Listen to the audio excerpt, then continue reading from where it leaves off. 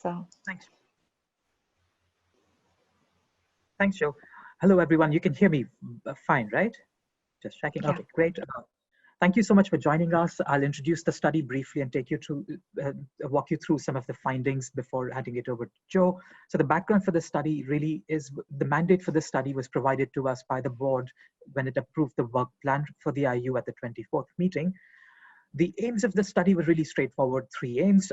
We aimed to exhaustively collect the relevant documents on accreditation in the GCF.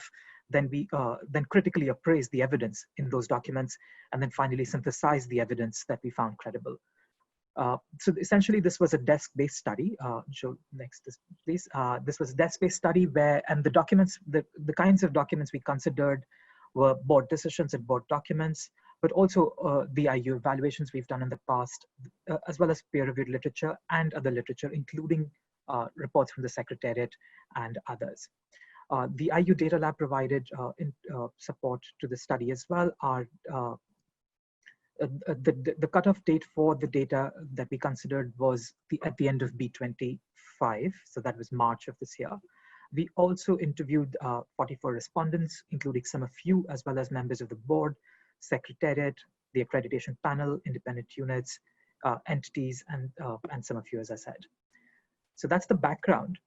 And we considered evidence, we considered the synthesis, we looked at four broad areas for the synthesis. The first area was policy. So we asked what the policy framework for accreditation in the GCF is and how it's operationalized on the basis of what assumptions.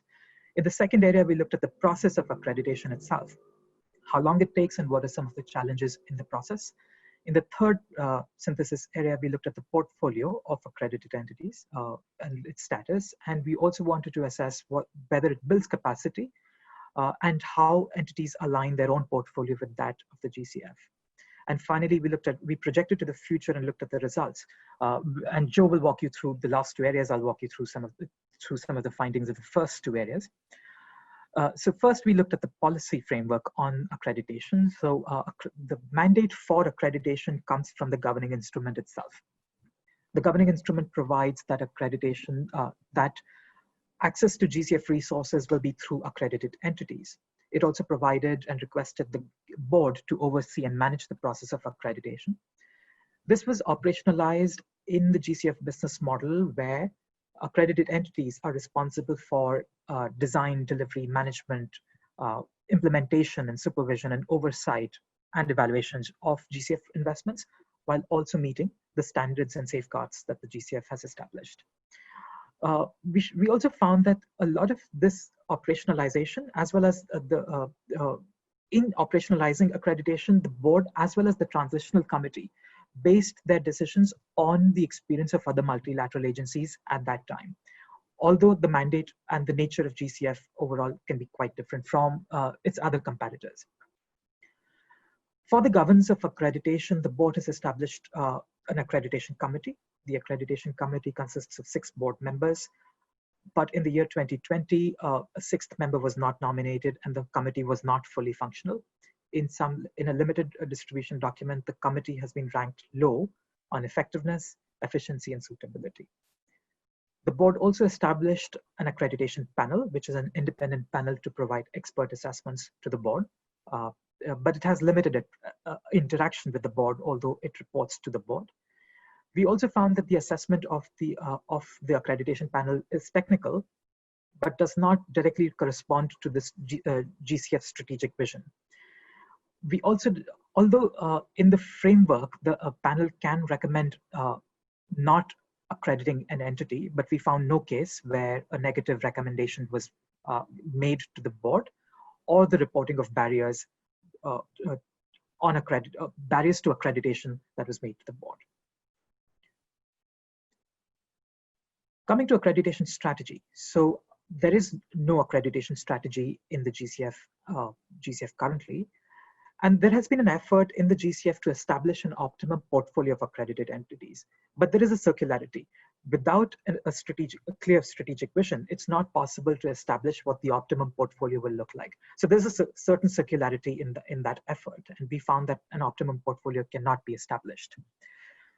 A draft of the accreditation strategy was circulated and tabled at B14, but it did not include essential areas like the vision of accreditation, KPIs, and expected outcomes, and did not identify an overall vision for accreditation in the GCF.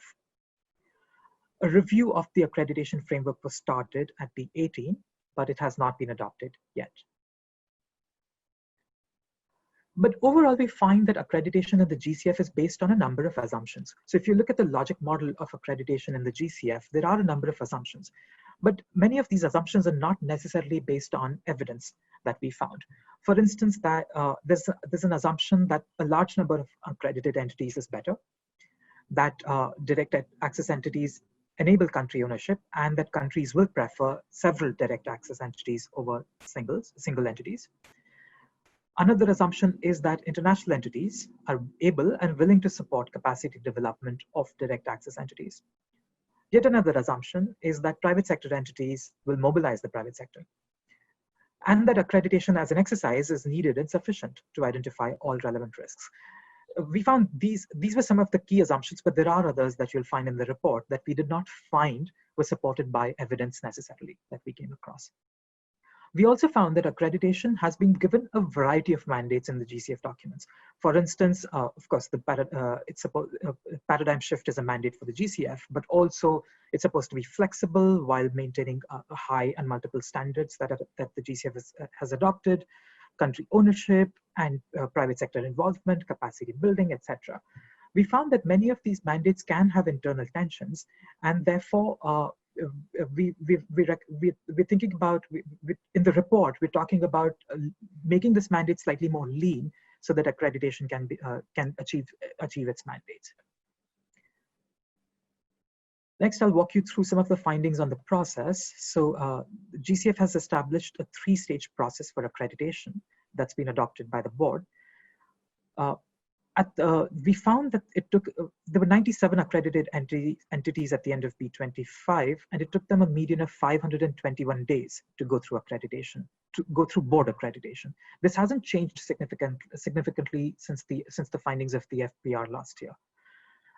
We also found that AMA negotiations, which is the 3rd stage of accreditation, 59 entities had effective AMAs, that's accreditation master agreements.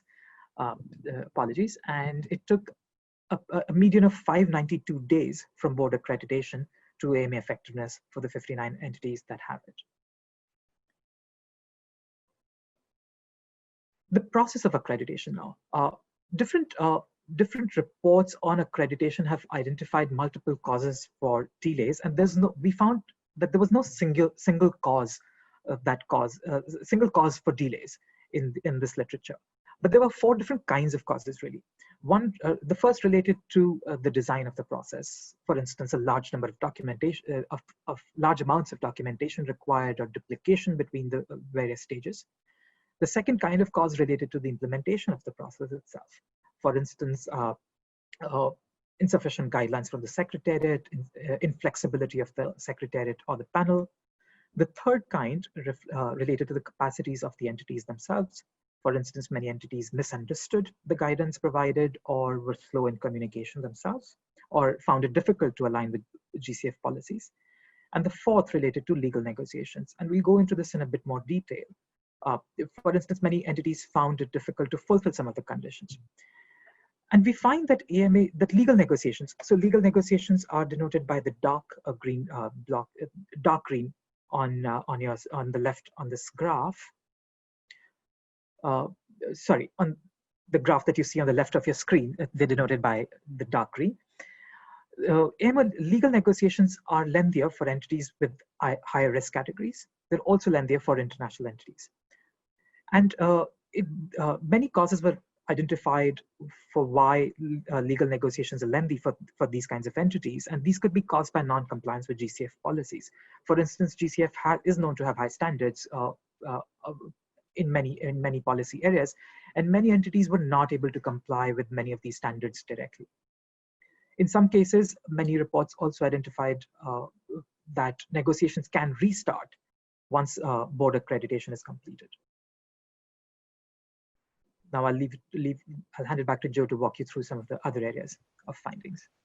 Thanks, Archie. So I'm going to talk about the portfolio of accredited entities. And as you all know, currently 97 entities have been accredited. The kinds of scope, the kinds of result areas that they work in are quite varied and go across the 8 result areas that the GCF has.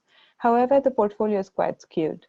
What is well known is that 73% of the GCS overall portfolio lies with 10 accredited entities. This is the dollar portfolio. And 86% of the GCF overall dollar portfolio lies with international accredited entities. So essentially, only 14% of the overall commitment of the GCF of $5.6 billion is really being routed through direct access entities. Of the 97 accredited entities, 20 accredited entities do not have any current ongoing relationship with the GCF. So they don't have a funding proposal, they don't have a pipeline, they don't have a concept in the pipeline, concept note in the pipeline, they don't have project ideas or have withdrawn projects.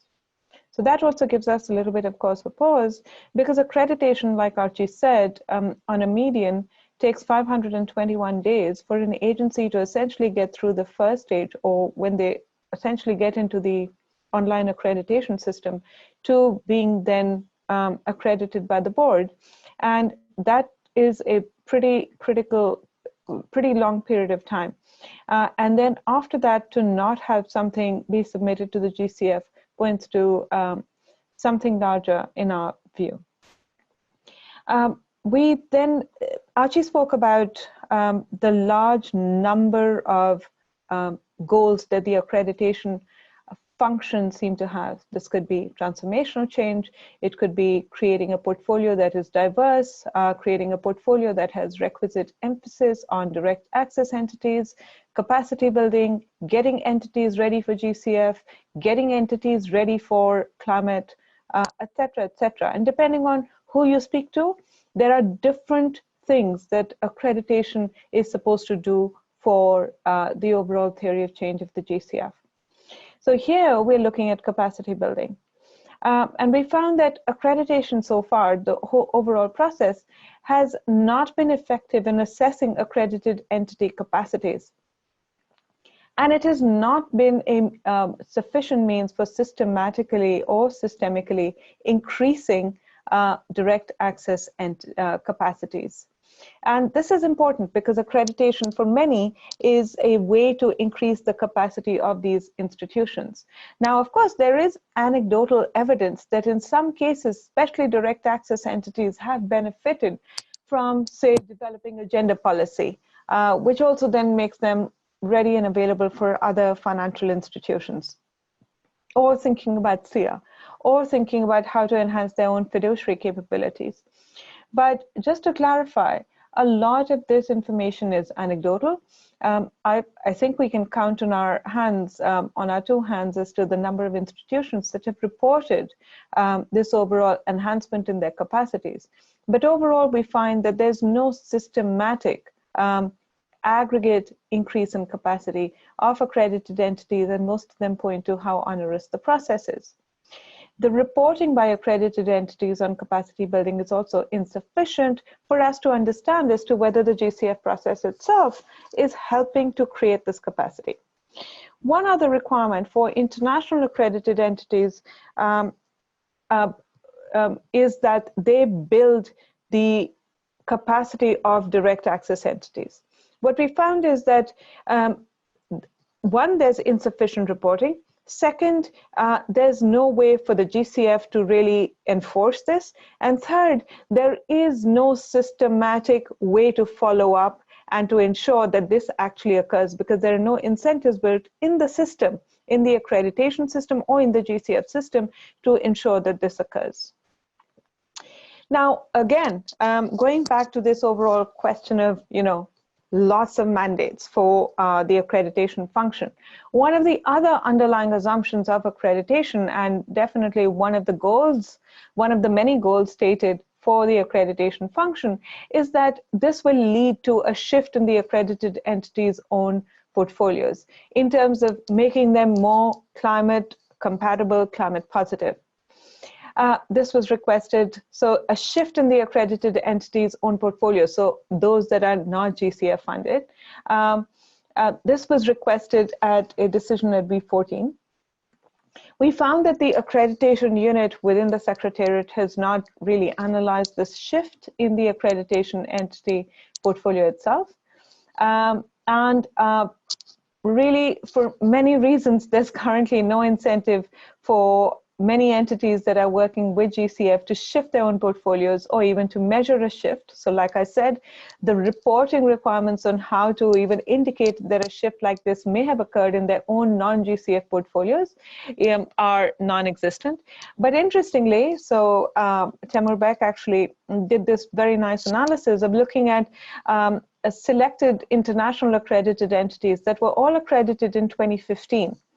And we then looked at their publicly available information about how their self-reported climate portfolios were evolving over time. And as the graph on the right-hand side of your screen shows, actually there's no trend line. There's no indication, even if we were to naively assume that accreditation at the GCF was going to bring about sort of a large difference in the way accredited entities were thinking about climate, and we could see this by looking at just trend lines.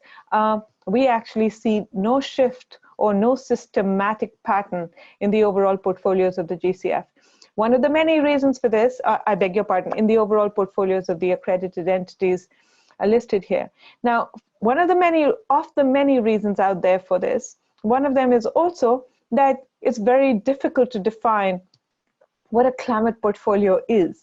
And of course, there are many initiatives that are on globally to try and understand as to what it means to have a climate portfolio.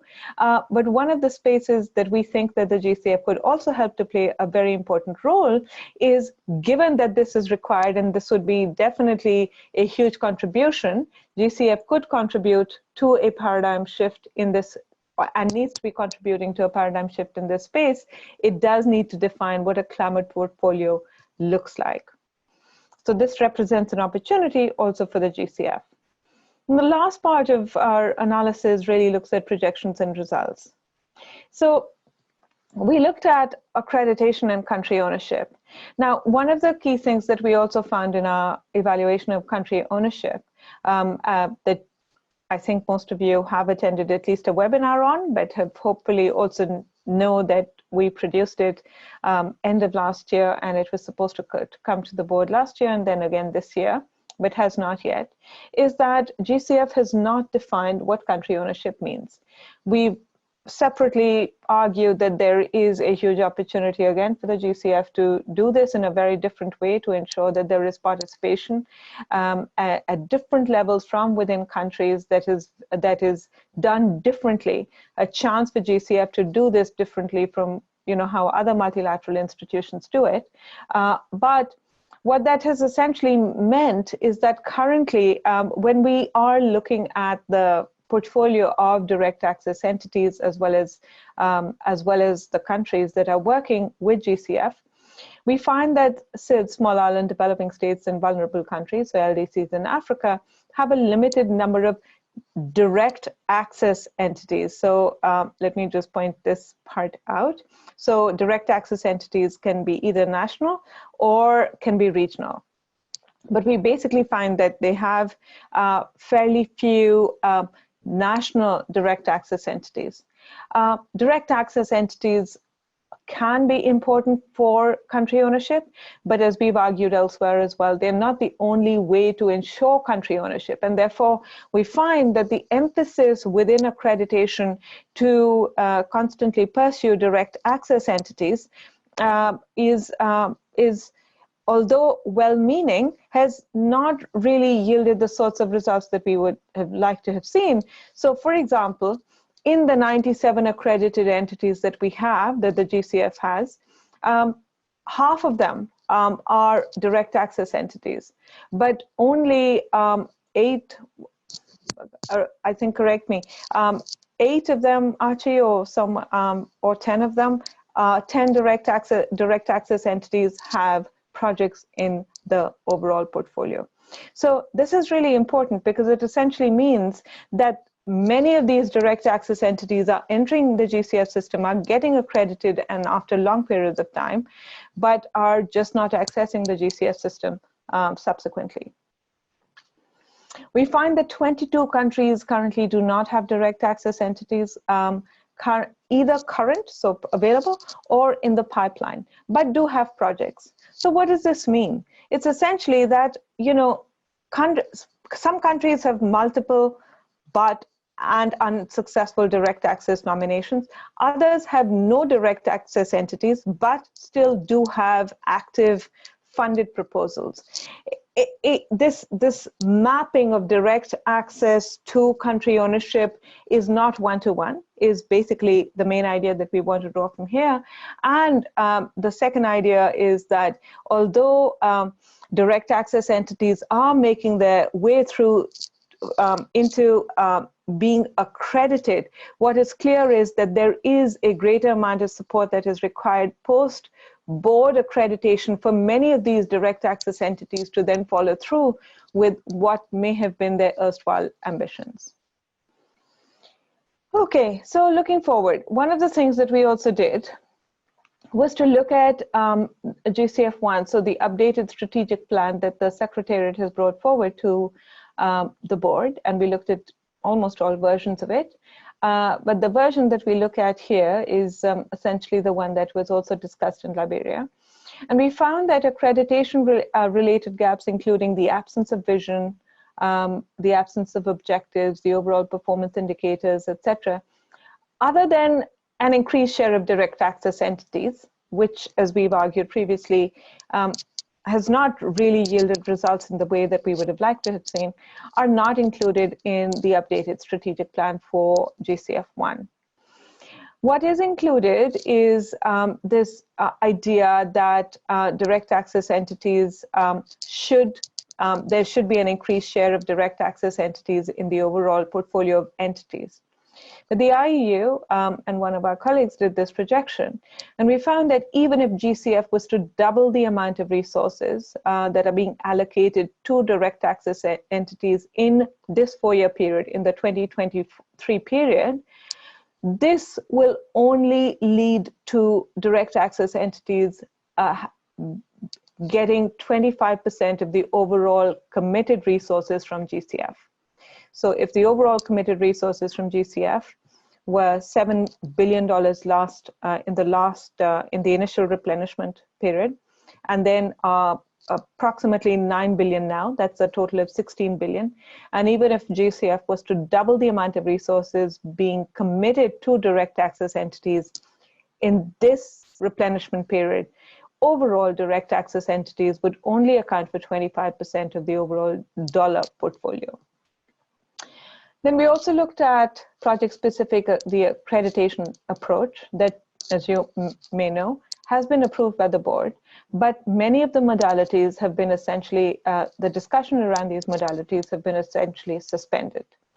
When we looked at the project-specific accreditation approach, we found that PSAA does not address accredited entity capacity. So the big challenges that we found in the overall accreditation process and function in the business as usual case are still not being addressed even with the PSAA or the project-specific accreditation approach.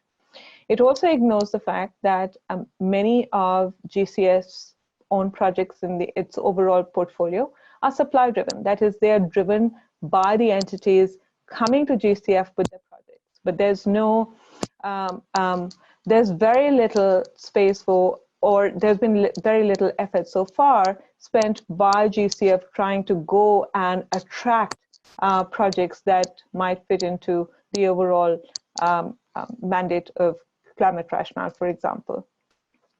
There's currently also a backlog of entities. At last count, we had about 208 entities waiting at stage 2 and a similar number of entities waiting at stage 1, so giving us essentially, you know,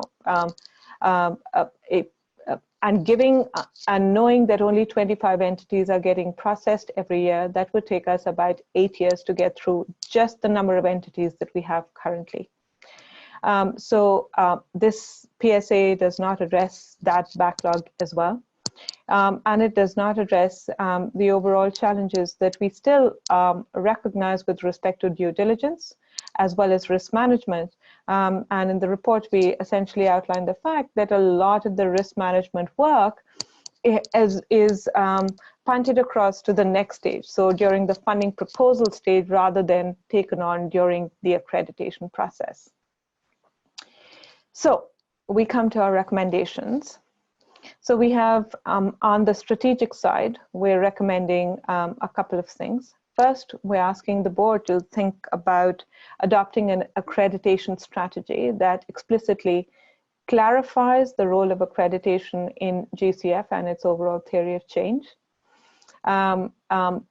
discusses its objectives of accreditation so that there are primary objectives and secondary objectives, and so that we don't, this mission creep that we find essentially characterizing the overall accreditation function is stopped, and everyone has a common understanding of what the primary and secondary objectives of accreditation are, what the results are that it is aiming to achieve, as well as business standards and turnaround times.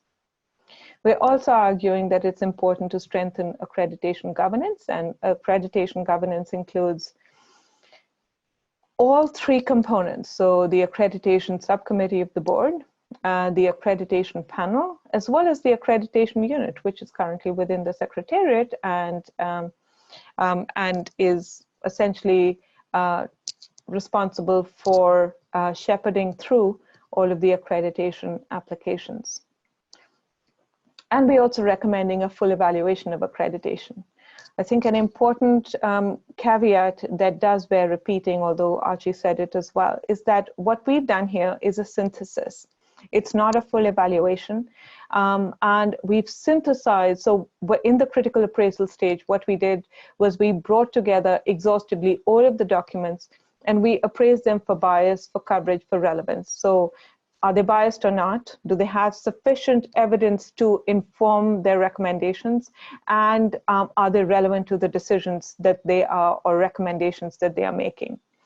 So we did that critical appraisal, and for the evidence that we found strong and defensible, we essentially have synthesized all of that to get us the synthesis. But this is not a full evaluation. And we think that as we think of the accreditation strategy, a full evaluation of accreditation, and especially how it relates to the overall business model of the GCF, needs to be undertaken, so that a lot of the urban legends that also surround accreditation are removed, but also this mission creep that we are witnessing with accreditation and in terms of the results that it needs to achieve is also stanched. On the operational sides, we are suggesting that in accreditation, the Secretariat essentially clarify what it means to be strategically aligned with GCF. So this is one of the requirements, but it has for accreditation, but it has not been defined at all. The Secretariat should take an active role in seeking out partners that it would like to have within the GCF ecosystem that can also help it to contribute to the overall paradigm shift objective. The Secretariat needs to rethink the process to simplify the accreditation process, as well as avoid overlaps and accelerate it, definitely, as well as clarify governance. We also think that it is important to rethink due diligence and risk management. Like I said, a lot of the risk management currently is put forward to the due diligence that is done for funding proposals, so that it's only done at the level of the funding proposal, but not at the level of the entity. Because during the accreditation process, it's essentially fiduciary, ESS, and gender that's looked at. And we think that it is important to look at entity-wide risk as well. And then on project-specific accreditation approach, we're asking, as this goes into, being operationalized, it is important for the Secretariat to clarify as to how it will apply it will invite appropriate candidates, and also clarify how many of the challenges and bottlenecks will be removed with respect to process design, implementation, capacities of accredited entities, as well as post-board approval AMA or document negotiations, essentially. And we're recommending that the PSA be implemented, but on a trial basis with a subsequent evaluation so that the GCF can learn and emerge stronger and better. Thank you.